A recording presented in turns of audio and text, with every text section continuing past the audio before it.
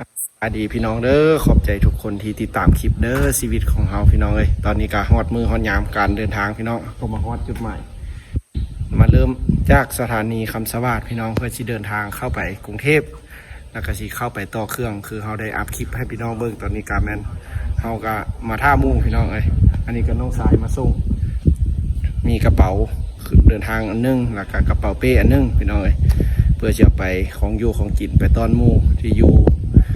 รัสเซียพุ่นพี่น้องเอ้ยแล้วก็เพื่อเดินทางมีเข้าอาหารการกินพี่น้องเอ้ยเกี่ยมเอาขอบใจทุกคนเด้อที่ติดตามคลิปพี่น้องเอ้ยคือ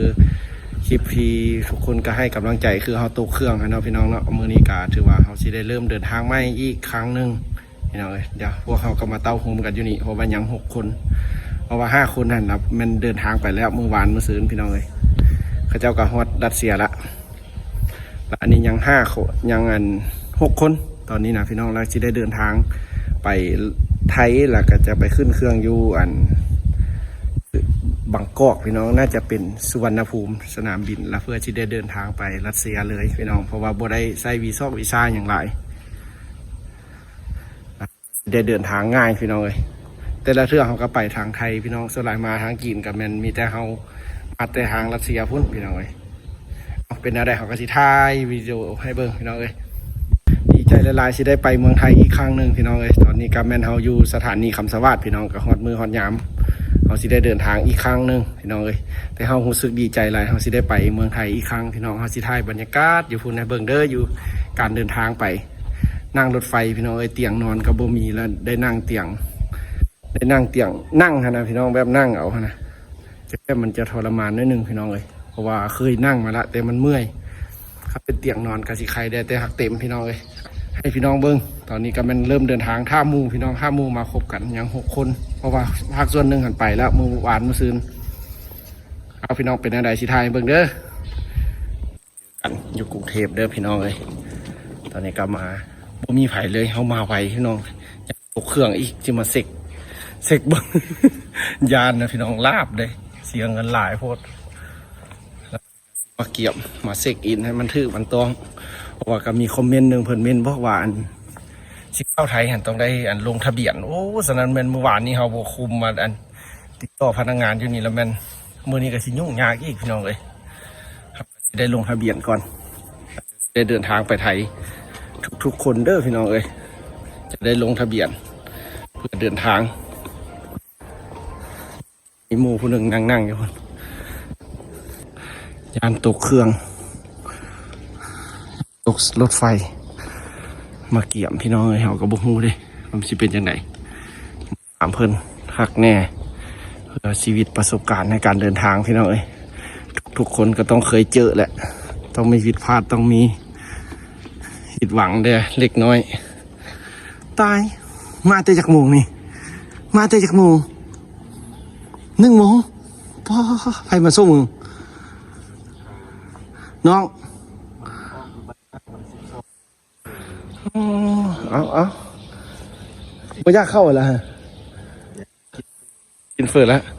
หมูก็มาแต่อุดมไซพูดได้พี่น้องก็มาแต่อุดมไซมารอท่าแต่1 โมงคนพี่น้องเลยไปให้เบิกพี่น้องเลยสถานีรถบ่มีไฟจ้าคนตอนนี้นะอันนี้รถไฟคำสวัสดิ์เฮานี่มาไวกว่าหมู่แล้วดิคือว่ามีประสบการณ์นี่ก็มาละ3แล้วพี่น้องเอ้ย3 คนละบาทนี่รอท่ายังสีสุกกับไผสีสุกคำลาหมอตาโอ้ปีรถไฟคือว่ากูรถตกใจเมื่อกี้กูมีแต่5 อันคือส่งได้บักตามันต้องซื้อเองปีรถไฟน้ำมันเอาพี่น้องเอ้ยตอนนี้ก็มาละ3 คนเด้อพี่น้องเอ้ยคันไปเห็นอยู่พุ่นกะทักทายเด้อขอบใจหลายๆสิได้เดินทางไปไทยพี่น้องเอ้ยตกยนต์บางทีเราก็ได้เดินทางไปไทยก็รู้สึกดีใจได้พี่น้องสิได้ไปอีกครั้งเพราะว่าตั้งใจอยู่ว่าสิได้ไปแต่ผมบอกว่าสิได้ไปไวปานนี้คือว่าต้องมันปีหน้าปีในพุ่นพี่น้องสิได้ไปแต่นี่ก็ได้ไปไวพี่น้องเอ้ย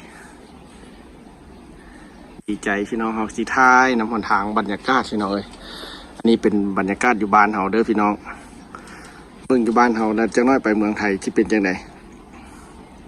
หาเบิ่งพี่น้องเอ้ยสิต่างกันหลายปานใดบ้านเมืองเฮากับบ้านเพิ่นมา3 คนตอนนี้นะสถานีก็ยังบ่มีไผพี่น้องเอ้ยรถไฟสิออกแล้วนี่นะบื้อเล่นอยู่นี่ลืมบ่มีรหัสกดลืมลืมนะเอาเน็ตเฮาลิ้นบ่ได้ว่าสุโอนเขาบัญชีเขาเลยอาจารย์ให้ชมบัญชีเขาเอาเขาสมมุติเขาตัดเน็ตอยู่รัสเซียแล้วเขาสิเข้าไปสิโอนเงินแท็กซี่แท็กเซอร์จังได๋กูมีแนวใดเน็ตโอ้แม่นะพี่น้องเอ้ยเบิ่งสิเป็นจังไดพี่น้องเอ้ยสิลุ่งบ่สิล่วงถ้าเบิ่งพี่น้องเอ้ยมื้อนี้ฝากชีวิตนํการเดินทางจากลาวไปไทยพี่น้องเอ้ยสิเป็นจังไดเบิ่งทีมงานพวกเขาพี่น้องสิเป็นแต่ละคนนี่ตอนนี้ก็กำลังเซ็กเงินกันสิไปจ่ายอยู่รัสเซียได้พี่น้องเพราะว่าจูเขาได้ไปฮอดรัสเซียหั่นแล้วก็ยังสิได้เดินทางจากรัสเซียเมืองอิลากูดหั่นไปอีกเมืองจูเม่นที่พวกเขาอาศัยอยู่หั่นพี่น้องเอ้ยการนั่งรถไฟก็สิเป็น2 มื้อพุ่นแหละพี่น้องตอนนี้กำลังเซ็กเงินกันโทรประสานพวกที่เดินทางไปฮอดพุ่นละเพราะว่าตอนนี้มันแจ้งอยู่รัสเซียมันอันคนที่เป็นแบบต่างประเทศนะพี่น้องคือพวกเขานี่คือว่าใช้สัญญาณบ่ได้แล้วอยู่พุ่นพี่น้องสิเป็นจังได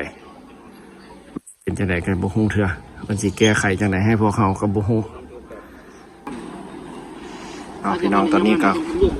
ผู้คนกำลังมาแล้วพี่น้องเริ่มละฮอดฮอดรถไฟสิออกแล้วนี่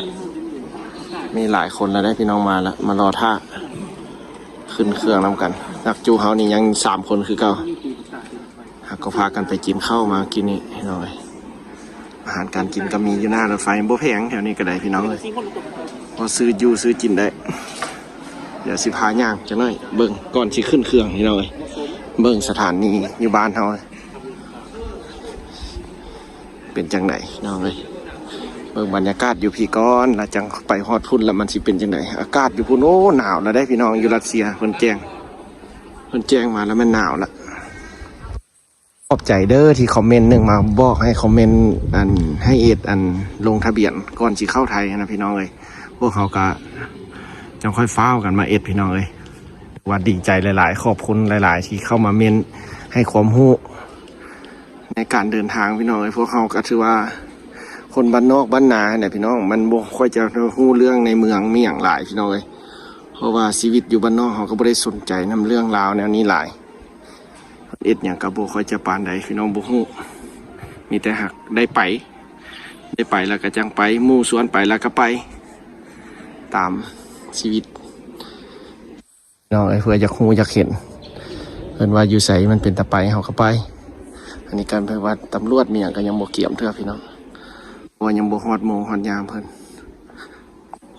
ผู้โดยสารที่เดินทางออกประเทศจะไปบ่อนนี้พี่น้อง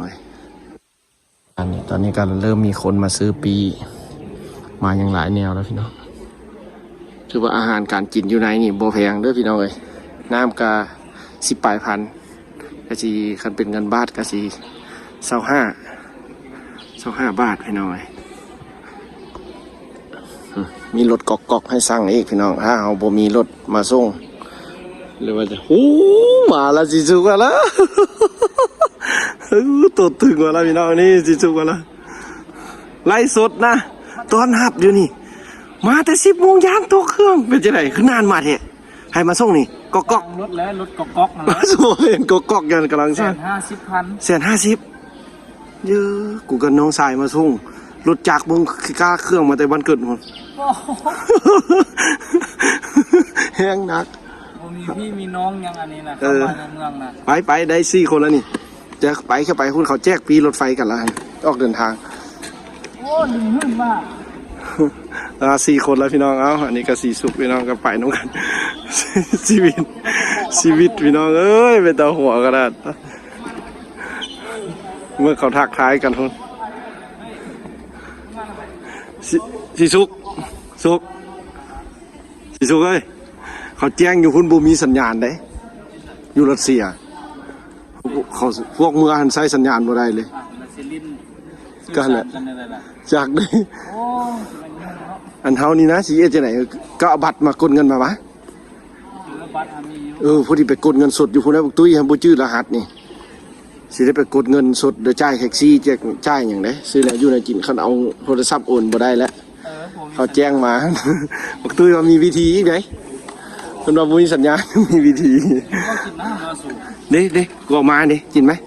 ส้มป่า ตาย ส้มปลาโดกับอันข้าวเหนียวฮ้อน บ่มันต้องเว้าแหละเฮ็ดให้เฮ็ดนายังสบายกว่านี้ ๆแม่นะ นี่เดินทางนี่ เดี๋ยวสิได้เมื่อยอีกเจอบ่อนนั่งธรรมดานะแฮงสิเมื่อยคักเด้อยู่ทุ่งอันนี้นะกินนะน้ำก็อยู่หั่นกินแล้วไหมเอ้าถ่ายคลิปให้เบิ่งพี่น้องตอนนี้ก็4คนแล้วนี่เกี่ยมกันพี่น้องโอ้ลมกัน สองคน ยัง2คนยังต้ากับคำล่า ไปแจ้งมันได้ละบัด เอาให้สิสุกกินข้าวก่อนพี่น้องให้สิสุกกินข้าวก่อน แจ้งปีแจ้งหยัง เอาไว้เจอกันเด้อพี่น้องอยู่ไทยเดินทางไวๆนี่แหละมื้อนี้แหละพี่น้องตอนแรงฮอดพุ่นก็สิ7:00 น เจ้าของเช้า 7:30แล้วก็สิได้ไปสนามบินเลยพี่น้องต่อเครื่องเลย ขึ้นยนต์ เช็คอินท่าอยู่พุ่นเลยเอาขอบใจพี่น้องทุกกำลังใจเด้อที่มาติดตามแล้วก็คอมเมนต์แล้วก็ให้ความรู้หลายๆด้านพี่น้อง